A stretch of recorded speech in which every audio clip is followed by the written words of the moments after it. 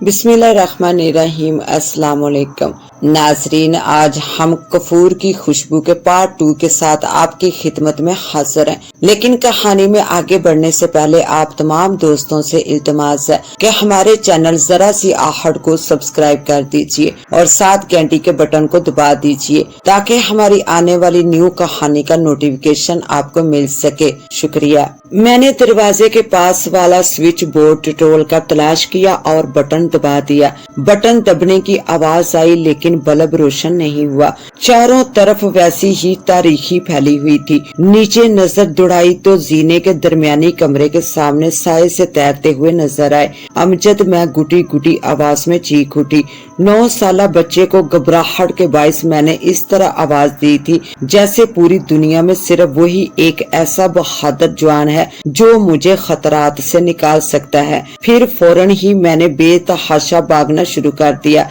मेरे कदम मेरे काबू में नहीं थे और एक साथ 2-2, 3-3 सीढ़ियां फलांग रहे थे। मैं जानती थी कि एक ऐसी औरत को जिसकी कोख में 7 माह का बच्चा परवश पा रहा हो बड़ी अख्तियात और हिफाजत की जरूरत होती है, मगर मैं बुरी तरह बदहवास हो चुकी थी। बहरहाल मैंने खुदा का शुक्र अदा किया कि मैं खैरियत से सीढ़ियां उतर गई थी। मेरी सांस अभी तक तेज तेज चल रही थी। बच्चे पढ़ाई में मसरूफ थे। मैंने लुकमान के पास बैठते हुए कहा, क्या इस घर में आने के बाद आप सीढ़ियों के दरमियानी कमरे में गए थे? क्या? उन्होंने टीवी स्क्रीन से नजरें हटाए बगैर कहा। सीढ़ियों का दरमियानी कमरा, मैंने कहा, क्या आप वहाँ गए थे? हाँ। वो बोले, तुम्हें याद नहीं रहा? मिस्टर जुबैर ने तुम्हें वो कमरा भी दिखाया था। मेरे पैर आहिस्ता आहिस्ता कांपने लगे। इसके बाद फिर कभी नहीं गए? आपको यकीन है? हाँ, फिर कभी नहीं गया। वो लापरवाही से बोले। मेरे पैरों की कपकपाहट इतनी बड़ी कि पूरे जिस्म को अपनी लपेट में ले लिया। लुकमान की नजरों से मेरी हालत पोशीदा न रह सकी। अरे नुसरत, उन्होंने मेरे कंधे पर हाथ रखकर पूछा, क्या बात है, तुम कांप क्यों रही हो? तुम्हारी रंगत भी हल्दी की तरह जर्द पड़ गई है। मैं खिसककर इनके मजीद करीब हो गई। क्या आपने इसमें कोई अनोखी या अजीब बात देखी या सुनी है? मैं समझा नहीं, उन्होंने कहा। और फिर मैंने इन्हें जीने के दरमियानी कमरे के बारे में बताया। फिर इस सर्द आह और कदमों की चाप का जिक्र किया जो मैंने गुजरी रात कमरे के बाहर सुनी थी। लेकिन मैंने इन सायों का जिक्र जानबूझकर नहीं किया जो मैं अभी देखकर आई थी। लुकमान ने टीवी बंद कर दिया और पूरी तरह मेरी तरफ मुतवज्जा होकर कहने लगा, जिस वक्त बिजली वालों ने इस घर का कनेक्शन काटा होगा, जीने के दरमियानी कमरे की बिजली जल रही होगी। दोबारा जब कनेक्शन लगा तो वहाँ की बिजली आज खुद जल उठी होगी। जब हम लोग इस मकान में आए थे तो क्या आपने वहाँ की बत्ती जलती हुई देखी थी? मैंने हैरानगी के लहजे में पूछा। मैंने दरअसल इसकी तरफ ध्यान नहीं दिया था। अगर बिजली जलती हुई देखता तो इसे ऑफ कर देता। दिन में वहाँ की रोशनी नजर नहीं आती और रात के वक्त अमूमन हम कमरे में होते हैं। ये बात तो मैंने तस्लीम कर ली। लेकिन लुकमान ने कमरे के बाहर सुनाई देने वाली सर्द आह और कदमों के आवाज के बारे में कोई वजाहत नहीं की। इन आवाजों के बारे में आपका क्या ख्याल है जो मैं पिछली रात सुन चुकी हूँ? वो महज तुम्हारा ख्याल था बेगम साहबा, लुकमान ने हंसकर कहा। लेकिन किसी ने मुझे गहरी नींद से जगा दिया था और जब मैं हाल में गई तो वहाँ कोई नहीं था। कुछ होता तो इसका निशान होता ना। वो बोले, तुम्हें मालूम है कदीमी मकानात किस किस्म के होते हैं? मुझे इतना गुस्सा आया कि आंखों से आंसू बह निकले।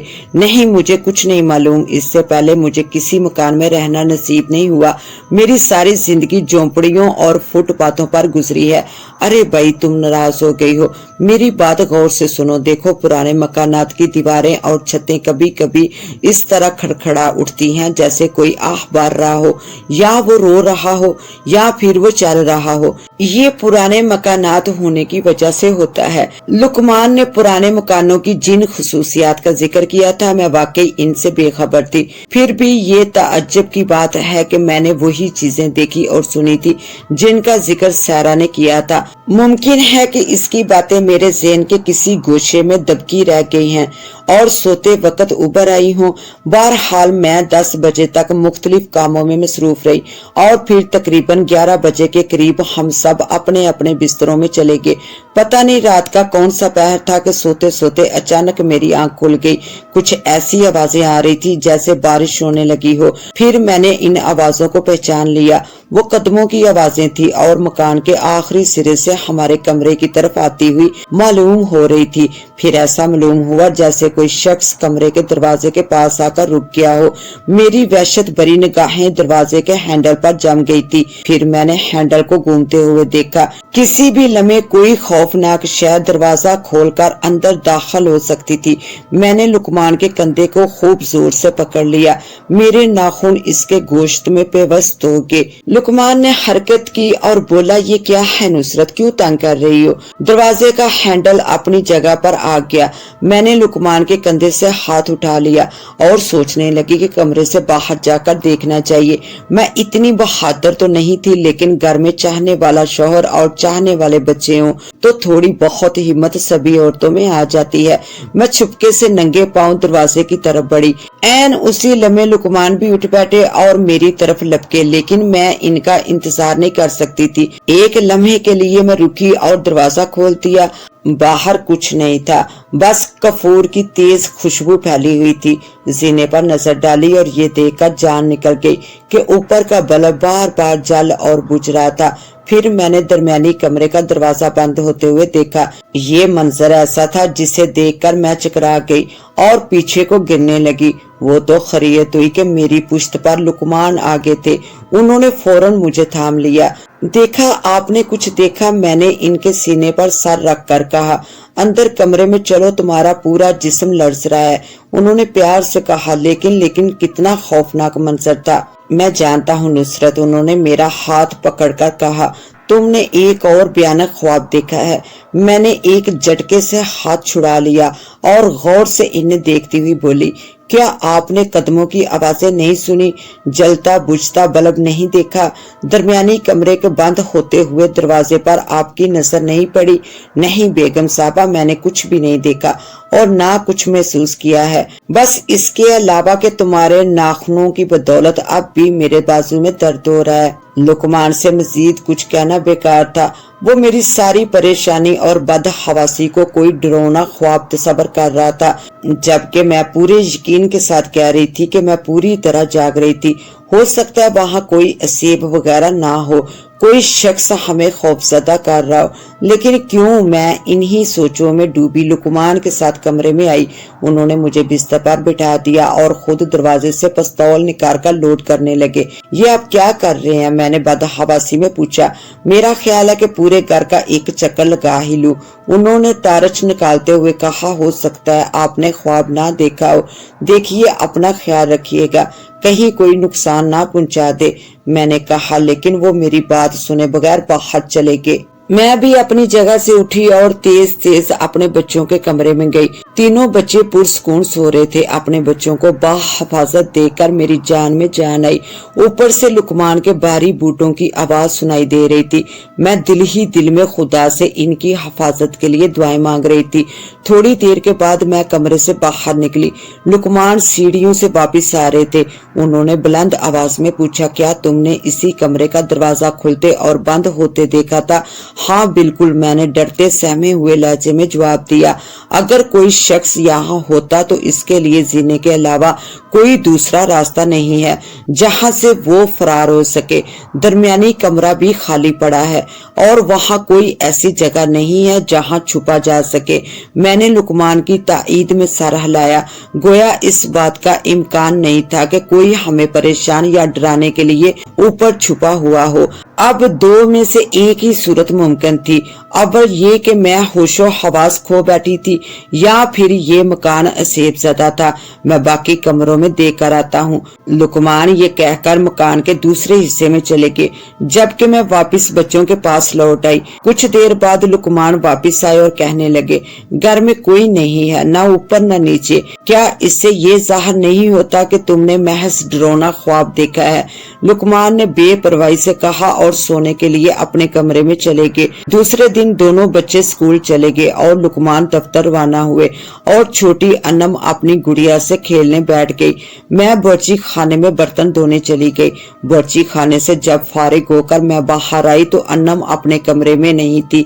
अन्नम बेबी, लेकिन जवाब में कोई आवाज ना सुनाई दी। फिर ऊपर से अन्नम की आवाज सुनाई दी, मैं यहाँ हूँ मम्मी, हम लोग खेल रहे हैं। मेरा दिल जोर से धड़का। मैं तेजी से जीने की तरफ दौड़ी। या अल्लाह, खैर बेबी किसके साथ खेल रही है? बेटी बेटी, मैंने जीने पर चढ़ते हुए कहा। तुम कहाँ हो बेबी? कोई जवाब नहीं मिला। मैंने ऊपर पहुंचकर जोर जोर से आवाजें देना शुरू कर दिया। अब भी अन्नम ने जवाब नहीं दिया। खुदा के लिए जवाब दो अन्नम, मेरी हिचकियां बंद होने लगी। मैं ऊपर के जिस कमरे में खड़ी थी, अचानक इसमें रखे हुए गत्ते के कई डब्बे नीचे आ गिरे। अन्नम इन डब्बों के पीछे छुपी हुई थी। मैंने दौड़कर इसे अपने सीने से लगा लिया और सिसकियां लेने लगी। बेबी के जिस्म से कफूर की खुशबू आ रही थी। वो रो नहीं मम्मी, हम लोग तो आंख मिचोली खेल रहे थे। मगर मेरी जान, तुमने मुझे जवाब क्यों नहीं दिया था? वो मुझे बोलने से मना कर रही थी। मेरे जिस्म में सर्दी की लहर दौड़ गई, मगर कुछ कहने के बजाय मैंने अन्नम को अपनी गोद में ले लिया और जल्दी जल्दी नीचे आई। नीचे आकर मैंने अन्नम से पूछा, बेटा किसके साथ खेल रही थी? इस खूबसूरत और प्यारी लाल कपड़ों वाली औरत के साथ। अन्नम कुछ इस तरह कह रही थी जैसे वो अपनी किसी पुरानी दोस्त का जिक्र कर रही हो। तुम्हारी सहेली, मेरा मतलब है वो खूबसूरत लाल कपड़ों वाली कैसी औरत थी? बड़ी प्यारी है मम्मी, वो बिल्कुल आपकी तरह है और इसके काले काले बाल इतने लंबे हैं कि फर्श को छूते हैं। मगर मम्मी, वो हमेशा लाल कपड़े ही क्यों पहने रखती है? मुझे नहीं पता, खुदा जाने मेरा दिल क्यों डूबा जा रहा है। मम्मी अब मैं जाऊं? अन्नम ने कहा। कहाँ? ऊपर। वो बोली, आंख मिचोली खेलने। नहीं बेटा, अब वहाँ नहीं जाना, मैंने सख्ती से कहा। लेकिन क्यों मम्मा? अन्नम ने बुरा सा मुंह बनाते हुए कहा। देखो बेबी, आइंदा तुम इस वक्त तक ऊपर नहीं जाओगी जब तक मैं तुम्हारे साथ ना हूँ। मगर क्यों मम्मी? ऊपर मुझे आंख मिचोली खेलने में बड़ा मजा आता है। चुप रहो बेबी, मैंने कहा ना, अब तुम कभी अकेली छत पर हरगिज नहीं जाओगी। अच्छा मम्मी, मैं वहाँ नहीं जाऊंगी, अन्नम ने कहा, मगर इसकी आंखें कुछ और ही कह रही थी। शाबाश बेटा, अच्छा ऐसा करते हैं कि मैं एक ऐसा कमरा सेट करती हूँ जो सिर्फ मेरे और आपके लिए होगा। इसमें मेरे कपड़े सीने की मशीन और बाकी चीजें होंगी और तुम्हारी सारी गुड़िया, सारे खिलौने भी होंगे। ठीक है मम्मा, बड़ा मजा आएगा। अन्नम तालियां बजाने लगी। आओ मम्मी, अभी कमरा सेट करते हैं। मुझे भी कोई काम नहीं था, मैंने सोचा कि चलो इस तरह अन्नम भी मसरूफ हो जाएगी। लिहाजा हम दोनों ने मिलकर हमारे कमरे के बराबर वाला कमरा साफ किया और फिर एक हिस्से में बेबी के खिलौने, गुड़िया और दूसरी चीजें रख दी, जबकि एक हिस्से में मैंने मशीन और इस्त्री रख दी। चीजें तरतीब से रखने के बाद हम दोनों अपने अपने काम में लग गई। बेबी गुड़िया के लिए कपड़े तैयार करने लगी और मैं मशीन लेकर कमरे के लिए नए पर्दे सीने लगी। पर्दे सीते सीते मुझे यूं महसूस हुआ जैसे किसी की नजरें मुझ पर गड़ी हुई हों। मैंने सर ऊपर उठाया और बेबी अपने काम में मगन थी। मैंने चारों तरफ घूमकर देखा, मगर वो सिर्फ मेरा वहम था। कमरे में मेरे और अन्नम के अलावा कोई भी नहीं था। मेरे ख्याल में मम्मी, अन्नम ने गुड़िया के कपड़ों में टांके लगाते हुए कहा, इसे आपके पर्दे बहुत अच्छे लगे हैं। किसे अन्नम? मैंने हैरत से पूछा। मेरा दिल एक बार फिर डूबने लगा इस खूबसूरत लाल कपड़ों वाली औरत को। वो बड़े गौर से आपकी सिलाई को देख रही थी। क्या आपने इसे मुस्कुराते हुए नहीं देखा? अन्नम ने हैरानगी से पूछा। मैंने इधर उधर नजरें दौड़ाई, कुछ भी नहीं था। वहाँ गोली मारो, मैंने दिल ही दिल में अपने आप को समझाया। लगता है अन्नम और सायरा दोनों ऐसी कुव्वत की मालिक हैं जो अदीबों और शायरों में पाई जाती है। इन दोनों के दिमागों में एक फर्जी किरदार तहलीक हो गया है। सायरा इसे असेब का किरदार करार देती है, जबकि अन्नम ने अपने किरदार को लाल कपड़ों वाली खूबसूरत औरत का नाम दे दिया है। मगर मैं तो कोई शायरा नहीं हूँ, फिर मुझे ऐसे किरदारों से दिलचस्पी क्यों होने लगी? मैं अपने आप से बातें करती गई। میں نے جلد ہی خود کو سمجھا لیا اور میں سکون سے پردے سینے میں مصروف ہو گئی۔ رات کو میں نے لقمان کو بہت مشکل سے مجبور کیا کہ انم صرف ایک رات اور ہمارے ساتھ سو لے۔ کہنے لگے کیا بات ہے نصرت، یہ آج کل آپ کو بی بی پر بہت پیار آ رہا ہے۔ میں نے گول مول سا جواب دیا۔ صبح میں جلدی اٹھ گئی اور سب کے لیے ناشتہ تیار کر کے دوسرے کاموں میں مصروف ہو گئی۔ تھوڑی دیر کے بعد لقمان دفتر چلے گئے اور بچے بھی اسکول چلے گئے۔ اب میں اور انم ہی گھر میں رہ گئی۔ میں انم کو نظروں سے اوجھل نہیں ہونے دے رہی تھی۔ میرے ذہن پر ہر وقت وہی لال کپڑوں والی سوار رہتی تھی۔ کام سے فارغ ہونے کے بعد میں باغیچے میں نکل آئی۔ دوپہر 1 بجے کے قریب ایک چھوٹی سی بچی باغیچے میں آئی۔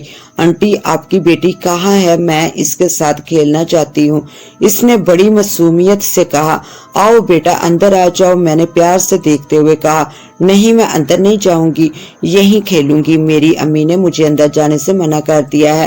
انہوں نے کہا تھا بس باہر باغ میں ہی تھوڑی دیر کھیل کر آ جانا، اس نے معصومیت سے کہا۔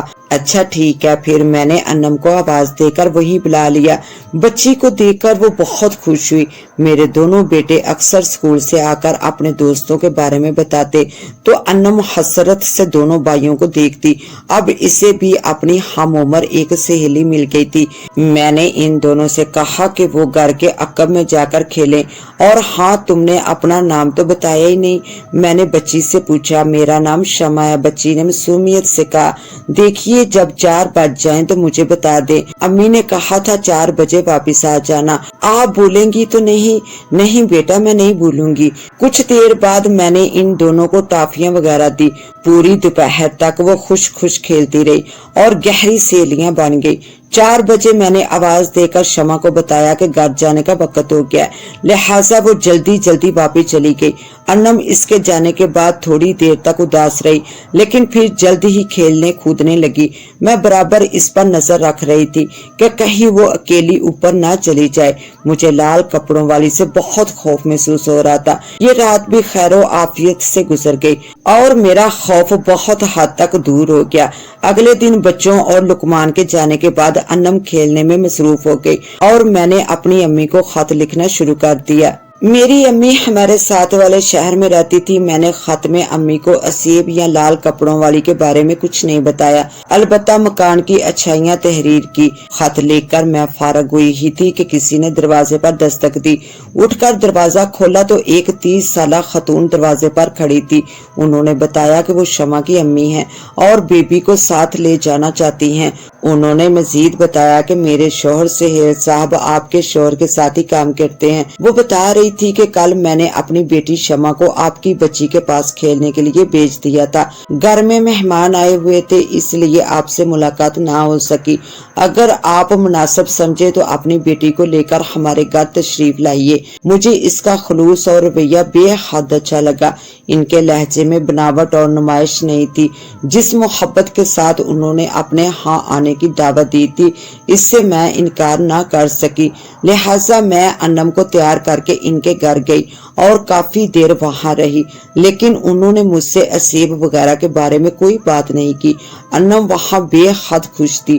میرا بھی دل نہیں چاہ رہا تھا وہاں سے جانے کا، لیکن میں نے کھانا تیار کرنا تھا، لہٰذا میں وہاں سے اٹھ آئی، لیکن انہوں نے انم کو روک لیا۔ گھر پہنچ کر میں نے گوشت چولہے پر پکنے کے لیے رکھ دیا اور ساتھ ہی آٹا گوندنے لگی کہ مجھے آہٹ کی آواز سنائی دی۔ سر گھما کر دیکھا تو زینے کے درمیانی کمرے کا دروازہ اسی طرح آہستہ آہستہ کھلتا ہوا نظر آیا، جیسے کوئی شخص بڑے اطمینان سے اسے کھول رہا ہو۔ میرا دل ڈرنے لگا کہ کوئی انوکھی یا ڈرونی چیز دیکھنے سے قبل اپنی دونوں آنکھیں نکال پھینکوں، لیکن میں بالکل بے حس و حرکت ہو کر رہ گئی تھی۔ آٹا وغیرہ وہی پڑا رہ گیا، مجھے کوئی احساس ہی نہ تھا۔ نہ چاہنے کے باوجود کھلتے ہوئے دروازے پر میری نگاہیں جمی ہوئی تھی اور تب میں نے اسے دیکھا۔ وہ زینے کے درمیانی کمرے کے دروازے پر کھڑی تھی۔ اس کا لباس سرخ تھا، ماتھے پر بندیا تھی، لمبے لمبے سیاہ بال پشت کی جانب قدموں تک بکھرے ہوئے تھے، پیلے پیلے ہونٹوں پر گہری مسکراہٹ لیے وہ براہ راست میری جانب دیکھ رہی تھی اور اس کی نظریں 2 دھاری خنجروں کی طرح میرے جسم میں پیوست ہوئے جا رہی تھی۔ پھر میرے جسم سے نظریں ہٹائے بغیر اس نے سیڑھیوں سے نیچے اترنا شروع کیا۔